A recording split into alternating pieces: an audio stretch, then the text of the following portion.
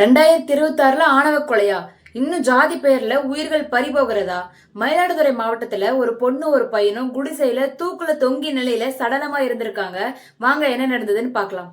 மயிலாடுதுறை மாவட்டம் தரகம்பாடி அருகே 19 வயசான தலித் சமூகத்தை சேர்ந்த பார்த்திபன் அப்படிங்கிற ஒரு பையன், 17 வயசான வன்னியர் சமூகத்தை சேர்ந்த ஒரு பொண்ணு, 2 பேரும் லவ் பண்ணிட்டு வந்திருக்காங்க. ஆனா வேற வேற ஜாதி அப்படின்றனால குடும்பத்துல பாத்தீங்கன்னா உறவுக்கு எதிர்ப்பு இருந்ததா சொல்லப்படுது. சம்பவத்துக்கு முன்னாடி நாள் நைட்டு என்ன அழிச்சிருக்காங்க, சாதி பேரை சொல்லி அவமதிச்சாங்க அப்படின்னு பார்த்திபன்ங்கிற பையன் போலீஸ்ல புகார் கொடுத்திருக்கான். சோ அந்த புகார் பேஸ் பண்ணி கம்ப்ளைண்ட் ஃபைல் பண்ணிருக்காங்க. அடுத்த நாள் காலையில பொண்ணு காணோம்னு சொல்லிட்டு அவங்களுடைய அப்பா கம்ப்ளைண்ட் கொடுக்குறாரு. தேடி சென்ற போலீசாரு ஊர்ல பாத்தீங்கன்னா ஒரு கீற்று கொட்டகைக்கு 2 பேருமே பாத்தீங்கன்னா தூக்குல தொங்கில் நிலையில கண்டுபிடிச்சிருக்காங்க. இது தற்கொலையா இல்ல ஆவண கொலையா போலீசார் விசாரிச்சுட்டு வராங்க. ஆனா இதுதான் முதல் முறையா? இல்ல, கொஞ்சம் யோசிச்சு பாருங்க. 2016 உடுமலைப்பேட்டையில சங்கர் அப்படின்ற தலித் சமூகத்தை சேர்ந்த ஒரு பையன் வேறு சமூகத்தை சேர்ந்த கௌசல்யா அப்படின்ற பொண்ணை லவ் பண்ணி கல்யாணம் பண்ணாங்க. ஆனா என்ன நடந்துச்சு? பட்ட பகல்ல மக்கள் முன்னாடி அறிவாளால வெட்டி கொலை செய்யப்பட்டாங்க. 2015 கோகுல்ராஜ் அப்படின்ற ஒரு பையன் BE பட்டதாரி, ஆனா வேறு சமூகத்தை சேர்ந்த பொண்ணுடன் பழகிதார சொல்லி கடத்தப்பட்டு கொலை செய்யப்பட்ட நிலையில கண்டுபிடிச்சாங்க.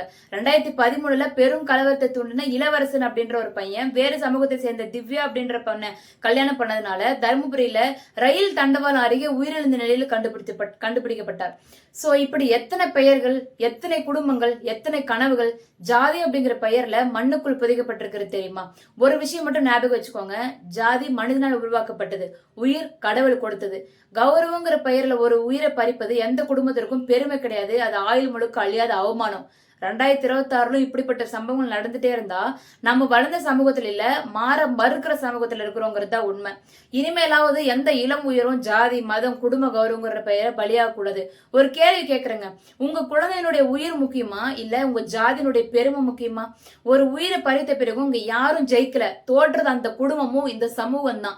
இந்த வழக்குல உண்மை எதுவா வேணா இருக்கட்டும், முழுமையான விசாரணை நடத்தி குற்றம் நிரூபிக்கப்பட்டால் சம்பந்தப்பட்டவங்க யாரா இருந்தாலும் சட்டப்படி கடுமையான தண்டனை கொடுக்கணும். ஜாதி மனிதன் உருவாக்குறது, உயிர் கடவுள் கொடுத்தது. அந்த உயிரை பறிக்கிற உரிமை இங்க யாருக்குமே இல்ல. இதே மாதிரி சம்பவங்கள் இனிமேல் நடக்காம இருக்கணும்னா நீங்க என்ன செய்யணும்னு நினைக்கிறீங்க? உங்களுடைய கருத்தை கண்டிப்பா கமெண்ட்ஸ்ல சொல்லுங்க. இந்த விழிப்புணர்வு அதிகமான மக்களிடையே சென்றடைய இந்த வீடியோவை ஷேர் பண்ணுங்க. இது மாதிரி உண்மை சம்பவங்களுடைய பின்னணி என்ன, சமூக விழிப்புணர்வு வீடியோக்களுக்கு தீப்தி எக்ஸ்ப்ளோரரை ஃபாலோ பண்ண மறக்காதீங்க. மேலும் அப்டேட்ஸ்க்கு ஃபாலோ பண்ணுங்க. தேங்க்யூ.